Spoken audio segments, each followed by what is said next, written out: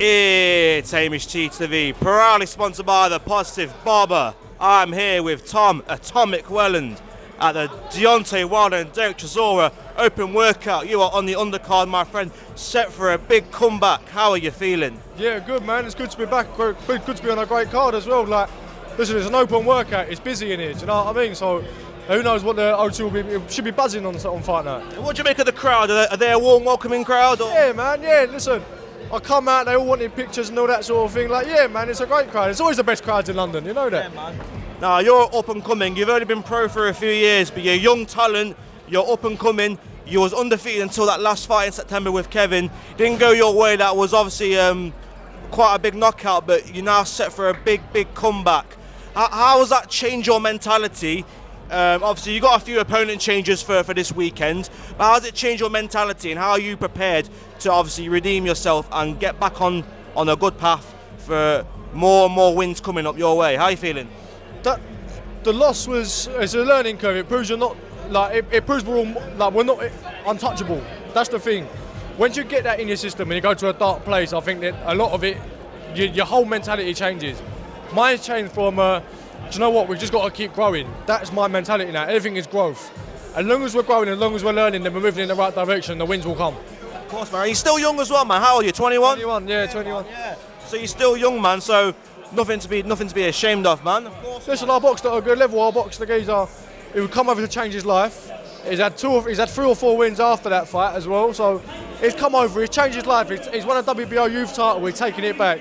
For us, it wasn't a title we was ever going to defend. It was never a title that we was ever going to hold on to. We were just going to win it for the experience, then vacate it. So, to be honest, if I was going to have a lesson, I wanted it to be right then. I didn't want it to be in a tougher fight, in a bigger fight where it means more. Yeah. That had to be my lesson. Of course. Now, your original opponent, you've had a few changes that we've just spoken about, but I looked at the poster and the guy you meant to fight is no longer fighting you. So has that affected, how do we say it? Did you prepare for a certain individual, a certain styled fighter?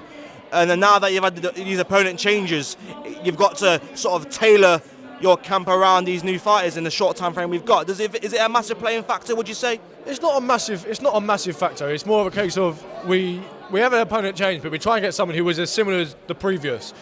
As long as he's fairly similar, then we don't have to adapt too much. Obviously, in our sort of demeanour, our whole thing is being able to adapt. As long as we can adapt, then we can beat anyone. Because there'll be times in the ring where they adapt and he's adapting to me, and then I've got to adapt to him, and blah blah blah. And it's just a big domino effect. So it makes no difference to us. Listen, we're getting in there to get the win, to get back on track. No matter what opponent they put in there with me, this time my camp and my team, we're fully focused on just getting the win. That's it. Yeah, man. And what's the long-term goal plan for obviously later down the line? What is next for Tom Welland? Of course, not to overlook your fight this weekend, but like, what are we going for? British titles? What are we going for? Listen, we need to get this fight out of the way, but this is us to get back on track. After this, we look at another title. We look at a couple of ranking titles.